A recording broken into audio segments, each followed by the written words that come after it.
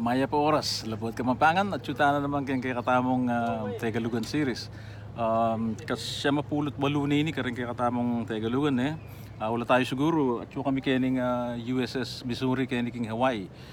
Dakalareng maragul yung Kapampangan community keni ating kami nga akilala Maya po oras at di nang kulang break lang din ng Maya po oras di Art Master Chief Art Luna po yung Mrs. na Annabel.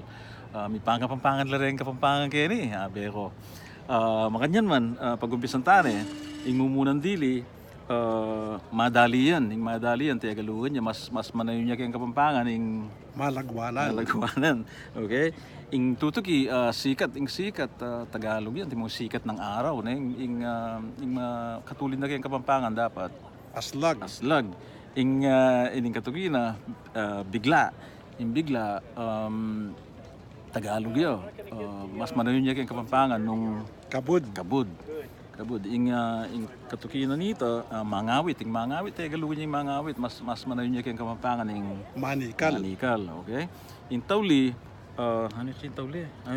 Ing tawli, magsinungaling, balutam, Tagalog niya yung magsinungaling, kasi sinungaling ay wari, Tagalog ito. Mas manayon niya kayong Kapampangan ing maglaram. Itanamo, panay ko sasabihan, may pangapampangan tamo din kaya katanganak din kaya katang apo kapampangan tala bang kanita pasuswan talang pa si bayo kaya katamo nga manong siswan. Nung sasabihan tamong pagmaragul tamong kapampangan tamo, dapat may pangapampangan tamo makanano tamo magmaragul kapampangan tamo nung may panganagalog tamo. Siyempre kailangan na may pangapampangan tamo luguran tayong kaya katamong amano.